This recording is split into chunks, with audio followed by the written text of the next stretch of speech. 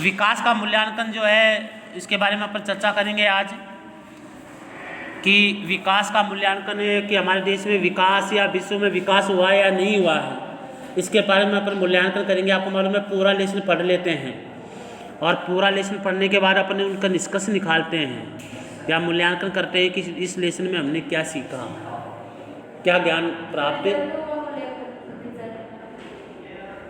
तो मूल्यांकन का ये तो कि इसने कार्य किया है कि नहीं, हमें कहाँ तक पहुँचे, क्या ज्ञान का अनुभव किया है, आपने जो कार्य लिया है वो किया है या नहीं किया, उसका मूल्यांकन किया जाता है। तो देखिए, ये नहीं कहा जा सकता कि दुनिया का विकास का नकारात्मक प्रभाव पड़ा है। ये नहीं कह सकते कि दुनिया में जो है नकारात्मक प्रभाव पड़ा है, किसका, विकास का। कुछ देशों में अपनी आर्थिक उन्नति की दर बढ़ाने या यहाँ तक कि गरीबी घटाने में कुछ सफलता हासिल की है। कुछ देश तो ऐसे हैं जो अपनी गरीबी को घटाया है, समझे ना। कुछ देश ने सफलता प्राप्त की है, लेकिन कुछ मिलाकर के असमानताओं में गंभीर कमी नहीं आई है कह सकते हैं। लेकिन जो अमीर गरीब की जो असमानता है उसमें कमी नहीं आई है, ज़्यादा कमी नहीं आई है। विकासशील देश से जगत में गरीबी लगातार एक समस्या बनी हुई है। हमने पहले भी देखा है कि ये मान लिया गया है कि उन्नति के फायदे नीचे की ओर से रिश्त करके समाज के सर्वाधिक निर्धन और वंचित तबकों तक पहुँचेंगे और फलस्वरूप सभी के जीवन स्तर में सुधार आएगा, लेकिन ऐसा नहीं हुआ। हालांकि विश्व जगत में दुनिया के अमीर और गरीब देशों के बीच की जो बढ़ती दूरियां हैं वो दिन बढ़ती जा रही हैं। ये दूरियां आज भी जारी हैं। इसको रोकना, ये जो दूरियां बढ़ती जा रही हैं, इसकी रोकने के लिए हमें पास कुछ उपाय करने चाहिए। दूरियां हो चुकी हैं। किसी भी देश में उन्नति की दर ऊंची हो सकती है, लेकिन ये आवश्यक नहीं है कि इसका लाभ सबको समान रूप से मिल जाए। जब तक आर्थिक उन्नति और पुनर्वितरण साथ जब तक नहीं पहले से भी समृद्ध लोगों द्वारा लाभ पर कब्जा जमाने की गुंजाइश अधिक रहेगी। तो ये कह रहे हैं कि आर्थिक उन्नति और पुनर्वितरण साथ साथ नहीं चलते। जब तक ये दोनों साथ साथ नहीं चलते, जब तक फायदा नहीं हो सकता। पुनर्वितरण का मतलब है कि जो जिसके पास धन नहीं है या कुछ सुविधाएं नहीं है, उनको दोबारा, जो बार बार जिसके पास लाभ नहीं पहुंचा है तो उसको लाभ पहुंचाया जाए। पुनर्वितरण मान दोबारा उसका लाभ पहुंचाया जाए या दोबारा उसके ऊपर गौर किया जाए। जब दोनों साथ साथ चलेंगे तो फायदा हो सकता है, अगर साथ साथ नहीं चलेंगे तो फायदा नहीं हो सकता। अगर विकास कर रहे हो, आप आर्थिक उन्नति कर रहे हो, कुछ लोग तो ऐसे हैं उनके पास आर्थिक सहायता पहुंच ही नहीं रही, तो कह रहे कि जिसके पास आर्थिक सहायता नहीं पहुंच रही है तो उसके पास पहुंचा ही जाए। या आर्थिक जो योजना बनाई गई है वो उसका लाभ सबके पास से पहुंचे, जिसके पास नहीं पहुंची है उसको भी पहुंचाया जाए, तो विकास एक साथ हो सकता है। आर्थिक विकास और पुनर्वितरण अगर साथ साथ चलेंगे तो क्या हो सकता है, विकास होगा। वो भी कैसे होगा, तेज गति से होगा। लेकिन जो योजना का लाभ है वो कुछ लोगों के पास से पहुंचता है, बाकी लोगों के पास से नहीं पहुंचता, तो इसलिए इसका विकास नहीं हो सकता। इस बात को अगर अब उत्तरोत्तर अधिक स्वीकृति मिल रही है कि विकास की व्यापक अवधारणा को अपनाने की जरूरत है, तो आर्थिक उन्नति पर अत्यधिक ध्यान देने से अनेक प्रकार की समस्याएं नहीं बढ़ेंगी। अगर आर्थिक उन्नति के ऊपर अगर ध्यान दोगे तो कई प्रकार की समस्याएं आपके सामने आती है ना, वो नहीं आएंगी अगर आप कंटिन्यू दे रहे हो तो। ठीक है, हर दिन अगर ध्यान दे रहे हो तो आपके सामने समस्या नहीं आएगी। आर्थिक उन्नति भी हमेशा संतोषजनक नहीं रही है, इसलिए विकास को अब व्यापक अर्थ में ऐसी प्रक्रिया के रूप में देखा जा रहा है कि जो सभी लोगों के जीवन की गुणवत्ता में वृद्धि करे। कि विकास छोटा नहीं, एक साथ होना चाहिए, उन्नति लंबी होनी चाहिए, जब भी विकास हो सकता है। एक योजना कहे कि साहब 1 महीने के लिए योजना है आर्थिक विकास करना, तो कल होने वाला रैंडम, तो 1 महीने में हो सकता है क्या? 1 महीने में तो लोगों के पास सूचना ही नहीं जाती कि कोई योजना भी आई है क्या, है कि नहीं। तो इसलिए कह रहे हैं कि अगर आप जो कार्य कर रहे हैं उसकी गति तीव्र होनी चाहिए, व्यापक रूप से होनी चाहिए, तेज गति से होनी चाहिए, ताकि विकास हो सके। यदि विकास की ऐसी प्रक्रिया को समझा जाए कि जिसका लक्ष्य लोगों के जीवन को गुणवत्ता में वृद्धि हो, और वह तर्क दिया जा सकेगा कि इस विकास को केवल आर्थिक उन्नति के सूचांक की दर से ही जरिए मापना अपर्याप्त और कई भ्रामक हो सकते हैं। अब विकास को मापने के वैकल्पिक तरीके खोजे जा रहे हैं। इसी तरह से एक प्रयास मानव विकास प्रतिवेदन है, जिसकी संयुक्त राष्ट्र विकास कार्यक्रम, जिसको UNDP के नाम से जाना जाता है। UNDP की फुल फॉर्म क्या है? संयुक्त राष्ट्र विकास कार्यक्रम। वार्षिक तौर पर प्रकाशित करता है, और इस प्रतिवेदन में साक्षरता और वैश्विक स्तर, शैक्षणिक स्तर और वायु संभावितता और मातृ मृत्यु दर जैसे विभिन्न सामाजिक संकेतों के आधार पर देश का दर्जा निर्धारित किया जाता है। इस उपाय को मानव विकास सूचांक कहा जाता है। मानव विकास सूचांक जानते हो? शिक्षा को आधार बनाया जाता है। शिक्षा को आधार बनाया जाता है। जब शिक्षा को आधार बनाया जाता है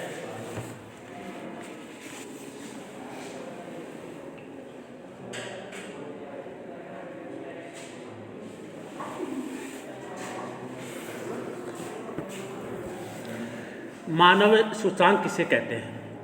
भारत में 3 कैटेगरी रखी है मानव विकास को मापने की। पहला जन्म मृत्यु, ये कितनी घटी है, कितनी बड़ी है। दूसरा शिक्षा, साक्षरता, शिक्षा की भारत में कितनी जो एजुकेशन रही है या कितनी लोगों के साक्षर हुए या नहीं हुए हैं, उसकी गणना करना। और चौथा क्या रखा है? आर्थिक स्तर।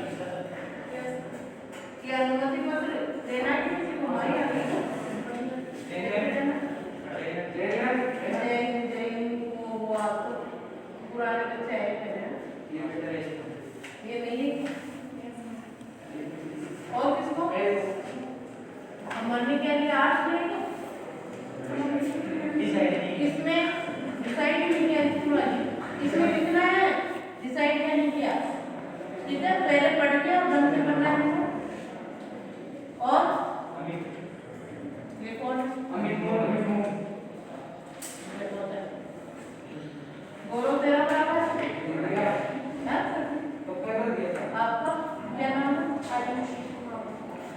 आपका ये बराबर? तो बराबर है? नहीं बनना? ये हॉस्टल का है,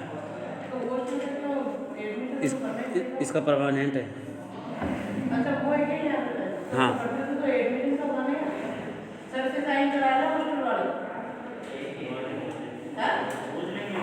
हाँ सर। तो देखिए वेक्स एक बार ये भर के और एक एप्लीकेशन भी लगेगी वैसे इसके साथ, तो अभी तो ये भर के दे दो आप, है ना? और पापा से साइन करा के लाने। तो देखिए वैश्विक स्तर पर, अगर संयुक्त राष्ट्र संघ के वैश्विक स्तर पर 3 आधार लिए गए हैं। कितने आधार लिए? 3। पहला है शिक्षा, दूसरा है आयु संभाविता, मृत्यु दर, है ना, आयु और तीसरा है सामाजिक आंकड़े कि किस प्रकार जो है लोगों ने इसने रखे हैं। इस प्रकार जो दर्जा दिया गया है और निर्धारित करा जाता है कि इस उपाय को मानव विकास सूचांक के नाम से जाना जाता है। इस अवधारणा की प्रक्रिया होनी चाहिए जो अधिकाधिक लोगों के पास पहुंच सके। तो ये लोगों के पास जो है इस अवधारणा के अनुसार विकास को ऐसी जो है प्रक्रिया होनी चाहिए जो अधिकाधिक लोगों को जीवन में अर्थपूर्ण तरीके से उसका विकास कर सके। तो इससे पहले देखिए एक जो आपके पास विचारक है, बहुत अच्छा विचारक है, इसके बारे में अपन बात करेंगे। कैन जो आया है साइड में देखिए, उसका कैन सारो विवा आया ना नाम इसका। ये कौन है, क्यों आया, किस लिए आया, इसका महत्व क्या है, इसके बारे में अपन बात करेंगे। बातें नहीं बेटा, किताब में ध्यान दें। जरा कल्पना कीजिए कि आपके घर के पिछवाड़े में एक छुपा हुआ खजाना मिला या मिल गया। कल्पना कीजिए, मिला नहीं है, कल्पना करनी है, सा मिल गया। हाँ, आपको कैसा लगेगा? बहुत खुशी होगी। अगर उसे सारे खजाने को सत्ताधारी लोग विकास के नाम पर थोड़ा थोड़ा कर ले जाते हैं तो इस विकास का आपको जीवन स्तर या आवास स्थल की उसकी सुविधाएं और फायदेमंद असर बिल्कुल नहीं पड़ता। और जो और से जो लोग विकास के नाम पर उसके खजाने का दावा करते हैं, खजाने की जगह होने के नाते आपके घर पर लगातार क्या होगा, उखाड़ पछाड़ करते रहते हैं। क्या ये उन लोगों के प्रति घोर अन्याय नहीं है जिसके घर में खजाना पाया गया है? अन्याय है ना। लोग ले जा रहे हैं निखार करके, है ना, लोग ले जा तो देखेंगे नहीं, ये तो हिंदुस्तान है, एक बार निकले तो किसी को बताएंगे नहीं कि खजाना भी है। आपको मालूम है 4-5 साल पहले क्या था, किसी बाबा जी ने किसी व्यक्ति को ये बताया कि आपके बालकोनी में खजाना गड़ा हुआ है। उस व्यक्ति ने क्या किया, धीरे धीरे खोदना चालू कर दिया उसने बालकोनी को, किसी को नहीं बताया कि क्यों खोद रहा है। खोदना चालू कर दिया, 10-15 फीट खोदा, नीचे गया, जब तक वो ऊपर वाली जो चीज़ है ना वो गिर गई, मैं दब गया वो नीचे। मेरा खजाना तो नहीं मिला, लेकिन वो जरूर दब गया। ठीक है, फिर उन्हें घरवाले ने खोज के निकाला, जब मीडिया आई सामने, बोला इसको क्यों खोदा गया था, इसको किसने बताया था बाबा जी ने कि आपकी बालकोनी में धन गड़ा हुआ है, 7 फुट गहरा है, 10 फुट गहरा। बोला ऐसे बाबा जी अगर धन बताएंगे तो बाबा जी क्यों बनेंगे, ऐसे आराम की ज़िंदगी जिए। ठीक है, तो ऐसी चीज़ें नहीं है, कल्पना करनी है, हाँ है, अपने पास धन की कोई कमी नहीं है। आत्मसंतुष्टि हर व्यक्ति के पास होनी चाहिए, समझ गए? अमन ध्यान रखना। 1950 में नाइजीरिया के ओगोनी प्रांत में तेल पाया गया। नाइजीरिया का एक गांव है, ठीक है, वहाँ पे ओगोनी नाम का, ठीक है, वहाँ पर क्या पाया गया, तेल। ये भी खजाना ही है ना। परिणाम है जिसका परिणाम कच्चे तेल की खोज में हुआ।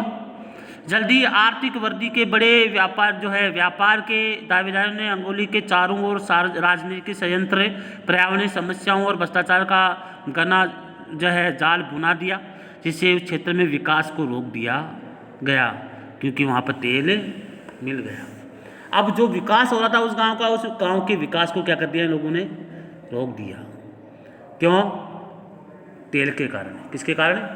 तेल के कारण। तेल भी एक खजाना ही है, कीमती है। सऊदी अरब वगैरह में तेल निकाला जाता है, आज वो मौज करते हैं। जिसके पास एक कुआं है, वो कुएं हैं सबके पास अलग अलग, तेल बेचते हैं वो लोग।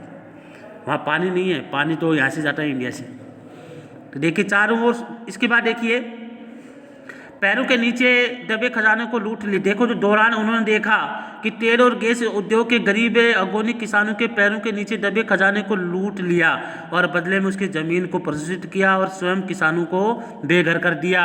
और सारो विवाह ने अपने चारों ओर होने वाले इस शोषण की प्रतिक्रिया दर्ज की। जिस गांव में खजाना निकला तो बड़े बड़े राजनीतिज्ञ वगैरह उनकी ज़मीन को खरीद लिया और उद्योग स्थापित कर दिए और धीरे धीरे उनका पूरा खजाना निकाल लिया और उन लोगों को वहाँ से क्या कर दिया, निकाल दिया, विस्थापित कर दिया या वहाँ से निकाल दिया वो। अब वो लोग क्या हुआ, ना तो खजाना मिला उसको, ना उनकी ज़मीन मिली। ठीक है, ठीक है, घर से ही निकाल दिया उन्होंने, भाई उसकी ज़मीन से ही बाहर कर दिया। तो देखिए सारो विवा ने 1990 में एक खुले और जमीनी और समुदाय पर टिके हुए राजनीतिक आंदोलन द्वारा हिंसक संघर्ष का नेतृत्व किया। आंदोलन का को नाम क्या दिया, movement for survival of agony people. यह अस्तित्व के लिए आंदोलन था। इसलिए आंदोलन ने इतना जो असरदार हुआ कि तेल के कंपनियों को 1993 तक अंगोली के वापस भागना पड़ा। और लेकिन जो सारोविया ने उसकी कीमत चुकानी पड़ी, क्योंकि नाइजीरिया के सैनिक शासकों ने उसको एक हत्या के मामले में फंसा दिया और सैनिक न्यायाधिकरण ने उसे फांसी की सज़ा सुना दी। सारोविया का जो कहना है कि सैनिक ऐसा सेल नामक उसे बहुराष्ट्रीय तेल कंपनी के दबाव में कर रहे हैं जिसे अगोनी से भागना पड़ा था। दुनिया भर के मानव अधिकार संगठनों ने इस मुद्दे को विरोध किया और सारोविया को छोड़ जाने का आह्वान किया। विश्वव्यापी विरोध को अवहेलना करते हुए नाइजीरिया के शासकों ने 1995 में सारोविया को फांसी पर चढ़ा दिया। जो उन लोगों के बारे में उसे कारतूस को बताया गया उसी व्यक्ति को फांसी पर चढ़ा दिया गया। अगर इसके साथ और व्यक्ति जुड़ते ना तो इसका बाल भी बांका नहीं होता। लेकिन बड़ी बड़ी कंपनियां, पैसे वाले जो लोग हैं वो कुछ भी कर सकते हैं। जो पैसे वाले लोग हैं ना वो कुछ भी कर सकते हैं। एक देखिए पर्यावरणवाद वाले क्या कह रहे हैं, पर्यावरणवाद वाले जो व्यक्ति हैं वो क्या कहते हैं, वो देखिए ये भी आपके सामने आया है। ये चीज़ें भी पढ़ना बहुत ज़रूरी है। हमें पर्यावरण को बचाना चाहिए और हर जन्मदिन पे एक पेड़ लगाना चाहिए। हर व्यक्ति अगर जन्मदिन पे पेड़ लगाएगा, मनाने के बजाय अगर पेड़ लगाएगा तो बहुत बढ़िया रहेगा। दूसरों को भी फ़ायदा पहुँचेगा और आपको भी फ़ायदा पहुँचेगा। केक को 200-300 रुपये खर्च कर दोगे, केक के ऊपर पार्टी मनाओगे, 4-5 हज़ार रुपये खर्च कर दोगे, वो किस काम के? ये दिन खा लोगे बस, हो गया काम। अगर पेड़ को लगाया जाए तो कितना अच्छा रहेगा। मेरे हिसाब से सोच अच्छी रखनी चाहिए। मेरे जीवन में हर साल जन्मदिन आता है तो एक पेड़ ज़रूर लगाऊँ, ताकि हो सकता है वो पेड़ आने वाले पीढ़ी के लिए लाभदायक हो, अपने लिए भी हो और आने वाले के भी लाभदायक हो। वो आप आपने अक्सर प्रदूषण और जो है अपशिष्ट प्रबंधन, टिकाऊ विकास या दुर्बल प्रणालियों का संरक्षण और भूमंडलीय तापन जैसे शब्द सुने होंगे। यह पर्यावरण आंदोलन के पसंदीदा शब्द हैं। पर्यावरण आंदोलन की जो है पसंदीदा शब्द है। प्राकृतिक संसाधनों और पारिस्थितिकी तंत्र को बचाने में कारगर होते हैं। पर्यावरणविदों का कहना है कि मानव को पारिस्थितिकी के सुर से सुर मिलाते हुए जीना चाहिए, सीखना चाहिए और पर्यावरण में अपने तात्कालिक हितों के लिए छेड़खानी करना बंद कर देना चाहिए। उनका मानना है कि पृथ्वी का इस सीमा तक उपभोग हो रहा है कि प्राकृतिक साधनों को इस तरह नष्ट किया जा रहा है कि हम आने वाली पीढ़ियों के लिए केवल उजाड़ धरती या जहरीली नदियाँ और प्रदूषित हवाई छोड़े जाएंगे। पर्यावरणविद को बड़े औद्योगिकरण के खिलाफ 19वीं सदी में विकसित विद्रोह में देखी जा सकती है। आजकल पर्यावरण आंदोलन एक विश्वव्यापी क्या बन गया है, मामला बन चुका है। इसलिए इसके गवाह और दुनिया भर में फैले हजारों गैर सरकारी संगठन और बहुत सी ग्रीन पार्टियां, कुछ जाने माने पर्यावरण संगठनों ने ग्रीन पीस और वर्ल्ड वाइल्ड लाइफ फंड शामिल हैं। भारत में भी हिमालय के वन क्षेत्रों को बचाने के लिए चिपको आंदोलन का जन्म हुआ। ये उत्तराखंड का एक गांव है चिपको, जहाँ पे ये इस प्रकार का आंदोलन किया गया था। किसको बचाने के लिए? पेड़ों को बचाने के लिए। ऐसा समूह पर्यावरण उद्देश्य की रोशनी में सरकार की औद्योगिक एक विकास नीति को बदलने के लिए दबाव डालने का प्रयास करते हैं, ताकि वनों को बचाया जा सके या प्रॉपर्टी को बचाया जा सके या लोगों के जीवन को बचाया जा सके। आज के लेसन में आपको इतना ही करवाया जाएगा। जय हिंद।